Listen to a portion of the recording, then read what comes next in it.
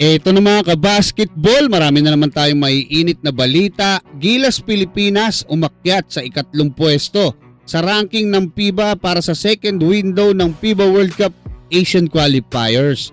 Kai Sotto nag-commit na raw para maglaro sa ating Gilas Pilipinas at Bol Bol at iba pang mga higanting imports. Diyan nga sa PBA, malaki yung maitutulong diyan nga sa PBA. Pero bago yan, huwag kalimutan mag-like at mag-subscribe bilang pagsuporta. Sa kakalabas lang na update ng FIBA Volume 3 patungkol nga sa power ranking ng mga bansang sasalang sa second window ng FIBA World Cup Asian Qualifiers ay umakyat na nga ulit ng isang pwesto ang ating Gilas Pilipinas mula sa pagiging number 4 nung nakaraan ay pang number 3 na ngayon ang ating national team. Sa kanilang power ranking mga kabasketball, sinabi dito na yung commitment daw ng certain player, gaya ni QMB siguro, no, yung tinutukoy niya rito, at siguro kasama na rin yung additional player na si Justin Baltasar diyan nga sa ating Gilas pool.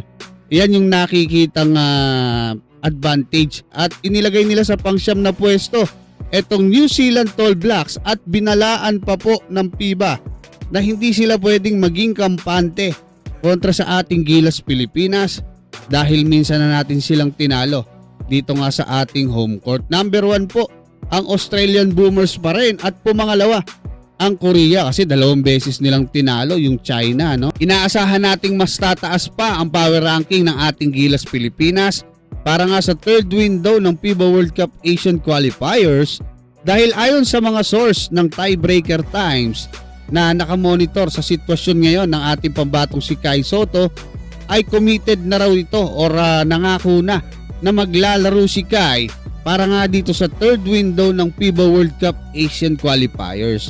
So kasi most likely sa mga panahon na yan, July ay 100% healthy na si Kai. At sa July mga kabasketball, sila pa rin yung makakalaban natin, New Zealand at Australia. Yun nga lang, etong Australian Boomers ay posibleng magpasok na ng kanilang mga NBA players diyan sa kanilang lineup dahil available na yung kanilang mga players na naglalaro sa NBA gaya nila Josh Giddey, matitindi yung mga player niyan.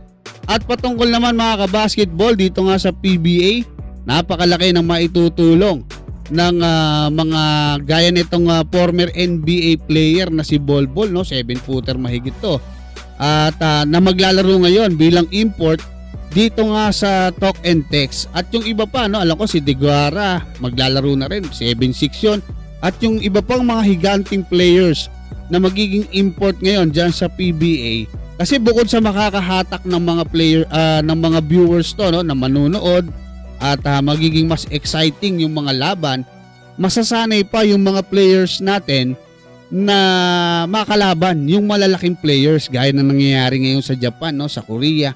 Nasasanay po sila sa kumbaga malalaking kalaban kaya kaya na nilang makipagsabayan lalo na yung Japan, no? Lalo na kung gagawin nilang local player, yung mga naturalized player, kukuha yung bawat kupunan diyan nga sa PBA. Kayo mga kabasketball, ano masasabi nyo? Maraming salamat at God bless sa inyong lahat.